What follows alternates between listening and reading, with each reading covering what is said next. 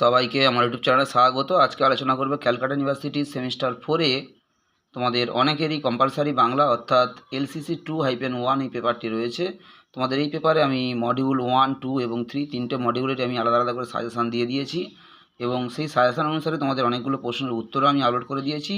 Module 1 থেকে তোমাদের একদম প্রথমে যে সাজেশানের প্রশ্নটা রয়েছে তোমাদের সাজেশানে বাংলা ভাষা বিজ্ঞান থেকে বাংলা ভাষার উদ্ভব ও বিকাশ আলোচনা করো, এই প্রশ্নটা তোমাদেরকে আজকে আমি দেবো। তোমরা প্রথম থেকে শেষ পর্যন্ত উত্তরটা দেখতে থাকো।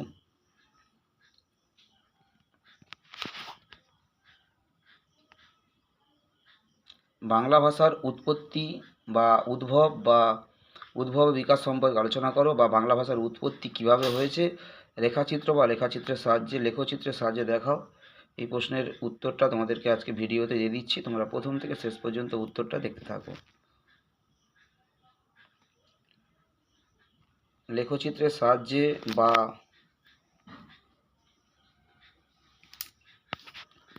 রেখাচিত্রের সাহায্যে দেখাও বাংলা ভাষার উৎপত্তি কিভাবে হয়েছে। উত্তরটা তোমরা প্যারা প্যারা করে লিখবে, আমি যেভাবে লিখে দিয়েছি তোমরা লক্ষ্য করবে।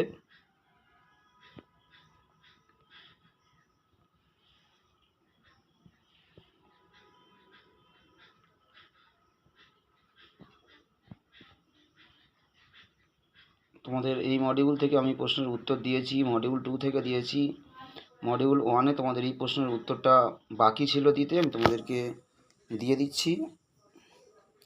তোমাদের যে প্রশ্নের উত্তরটা সমস্যা হবে তোমরা আমাকে কমেন্টে জানাবে।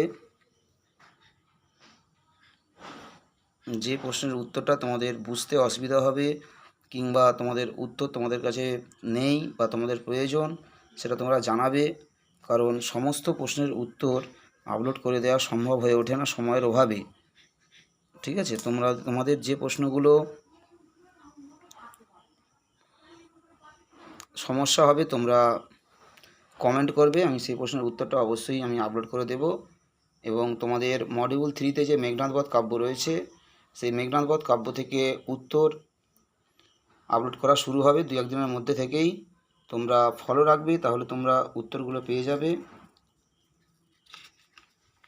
মেঘনাদ বধ কাব্যের আমি সাজেশান দিয়েছি এবং সেই সাজেশান থেকেই তোমাদেরকে উত্তরগুলো আমি এক এক করে আপলোড করে দেব। 5 নম্বরের প্রশ্ন, 10 নম্বরের যে বড় প্রশ্ন রয়েছে তার সমস্ত উত্তরগুলো আমি এক এক করে আপলোড করে দেব।